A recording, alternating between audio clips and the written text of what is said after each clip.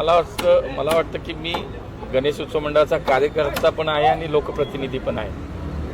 त्यामुळे मी हा विचार नक्की करतो की मी स्वतः उत्सव साजरा करताना त्याच्यामध्ये लोकांचा सहभाग कसा वाढता येईल. हा लोकांचा उत्सव, कार्यकर्त्यांचा तर उत्सव आहेच आहे, पण हा लोकांचा उत्सव आहे. त्यामुळे लोकसहभाग वाढला पाहिजे. लोक या उत्सवामध्ये सर्वाधिक जास्त संख्येनं कसे येतील याचा विचार करतो. आज 130 वर्षापेक्षा मोठी परंपरा आमच्या पुण्याच्या गणेश उत्सवाला आहे. त्यामुळे एक नक्की आहे की काही झालं तरी आपण नियम पाळून गणेश उत्सव साजरा केला पाहिजे. या मताचा मी कार्यकर्ता आहे. मी गेल्या अनेक वर्षापासून सांगतोय गणेश उत्सव मंडळाचा कार्यकर्ता वर्षभर काम करत असतो. कोविडच्या काळामधलं तर काम गणेश उत्सव मंडळ कार्यकर्त्याचं कोणी विसरू शकत नाही. पण दुसरी बाजू आमची अशी आहे की शेवटी हा लोकांचा उत्सव आहे. त्यामुळे लोकभावनाही लक्षात घेतली पाहिजे.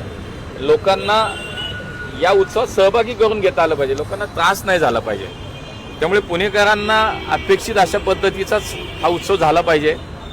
जे सध्या डीजे, प्लाझ्मा, प्रेशर फीड या संदर्भात जे प्रेशर मीड या विषयात जे काही सगळ्या चर्चा चालू आहेत, मला असं वाटतं की याच्यामध्ये गणेश उत्सव मंडळाचा कार्यकर्ता म्हणून आणि लोकप्रतिनिधी माझी एक भूमिका नक्की आहे की हा उत्सव लोकांचा आहे. आपल्याला लोकांना सोबत घेऊन हा उत्सव साजरा केला पाहिजे. त्यामुळे कर्कश आवाज, नागरिकांना होणारा त्रास असा उत्सव नको.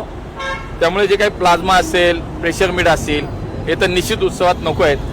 त्यामुळं न्यायालयाने सुद्धा जे काही नियम घालून दिलेत, जे काही आदेश आहेत, मला असं वाटतं त्या नियमामध्ये राहून आम्ही आमचा उत्सव साजरा केला पाहिजे. आम्ही 12 महिने काम करणारे सगळे कार्यकर्ते आहोत. त्यामुळे केवळ उत्सवाच्या वेळेला लोकांना त्रास होईल अशी भूमिका नको.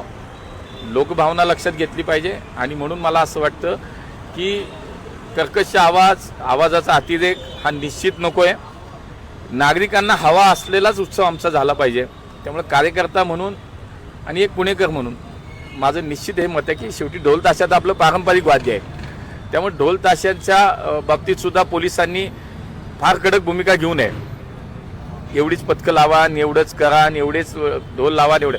शेवटी मग तुम्हाला काहीतरी या उत्सवाला, शेवटी आमचे हे हिंदू सण आहेत, उत्सव आहेत, याला जर आम्हाला चांगल्या पद्धतीनं पार पाडायचे असतील तर काही गोष्टी आम्हाला पारंपरिक वाद्याच्या बाबतीत तर मात्र कुठल्या अटी नको आहे. शेवटी त्याला निर्बंध नको आहेत. पण निश्चितपणे डीजेच्या माध्यमातून एक जी मर्यादा कोर्टाने घालून दिली आहे, जी कायद्याने घालून दिली आहे, त्याच्यामध्ये राहून मला असं वाटतं उत्सव साजरा केला पाहिजे. आवाजाची मर्यादा राखून उत्सव साजरा केला पाहिजे. मग ते ढोल ताशे असू किंवा स्पीकर्स असू. मला डीजे हा शब्द माहीत नाही त्यात काय तो, पण मला असं वाटतं की आवाजाची मर्यादा, लोकांना त्रास होणार नाही आणि पुणेकर उत्सवात आनंदाने सहभागी होतील अशा पद्धतीने आम्ही उत्सव साजरा केला पाहिजे. तुम्ही उपस्थित केला आहे. मला असं वाटतं की वर्षभर आम्ही अनेक उत्सव, अनेक सण, अनेक पुण्यतिथी, जयंती साजरी करतो.